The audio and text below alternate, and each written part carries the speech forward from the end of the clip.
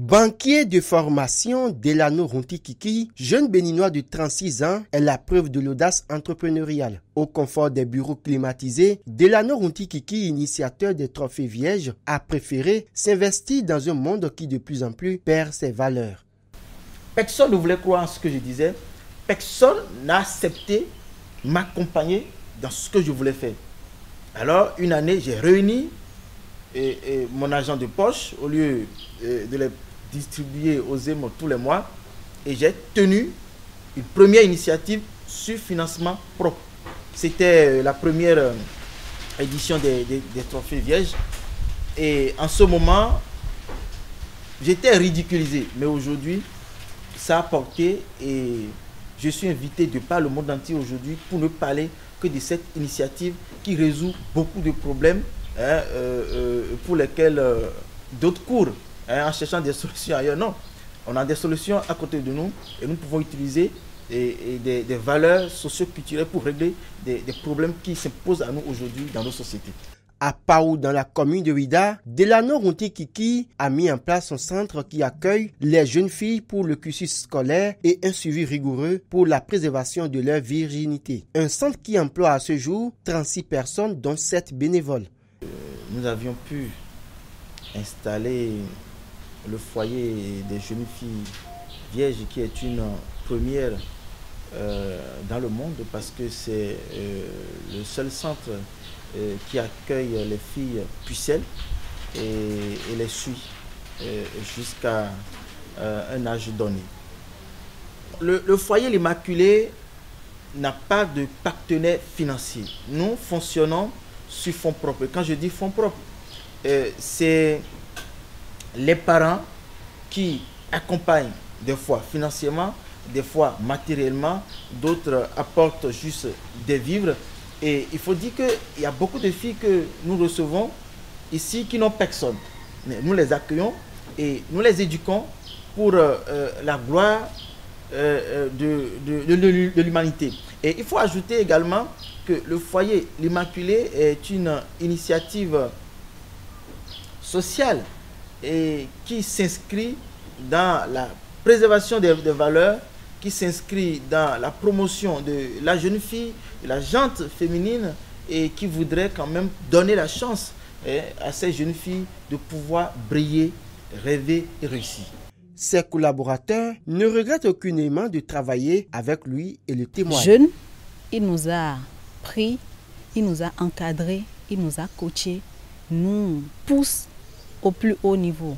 Et nous lui disons très souvent que nous n'allons pas le décevoir. Je dirais que c'est quelqu'un de très difficile à discerner. Mais quand on le connaît bien, le travail est généralement bon. Il n'y a pas de problème. Mais en le connaissant avec le temps, on s'y habitue et ça devient une routine. Ce que d'autres ne peuvent pas forcément supporter. Mais avec lui, on apprend beaucoup. Parce qu'il m'a donné ma chance très jeune. C'est ça.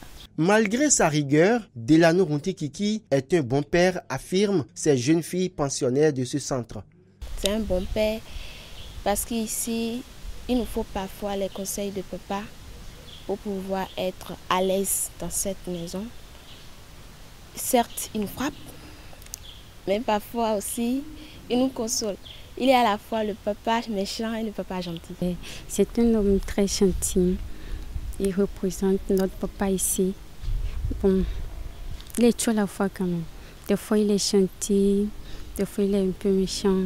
Suivre les jeunes filles pour leur dignité, Delano Runtikiki ne fait pas que ça. Des initiatives, il en a plein. Il est le directeur des éditions Sésame qui accompagne gratuitement les jeunes auteurs, président de la Banque alimentaire au Bénin, président de la Fédération béninoise de baby-foot. Mais il est également exportateur de notre akassa local, un mets typiquement béninois fait à base de maïs. Aujourd'hui, je vends de l'akassa de par le monde entier. Et au-delà de l'akassa, toutes les pâtes africaines. Mais le produit de base, c'est l'akassa sous la marque grand-mère. Parce que mon arrière-grand-mère préparait l'akassa, vendait. Ma grand-mère l'a fait. Maman ne l'a pas fait. Donc moi, j'ai modernisé un peu la production. Et aujourd'hui, je prends l'avion avec juste de l'akassa que je vais livrer un peu partout. Ça m'amuse. Des gemmes d'entrepreneurs qui ont commencé à pousser en lui depuis le collège, nous précise-t-il. J'ai créé ma première entreprise commerciale en terminale.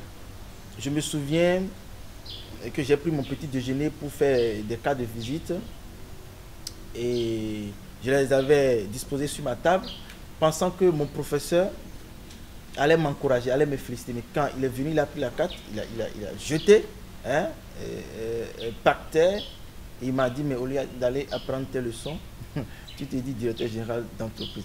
Bon, c'est une scène que j'ai gardée, mais à partir de ce jour, je me suis promis de l'être réellement. Et je le suis devenu, et je puis dire, en gros, aujourd'hui, que j'ai commencé à l'âge de 17 ans. Si beaucoup de jeunes de sa génération, après leur formation universitaire, ont choisi chercher de l'emploi, Delano Runtikiki a préféré entreprendre. Et ça lui marche bien malgré les difficultés, pendant que nombre de ses congénères végètent encore dans le chômage. Delano Runtikiki, un modèle à suivre tout simplement. Reportage réalisé par Laurent Tonné-Inkes pour la radio-télévision de la jeunesse haïtienne de France.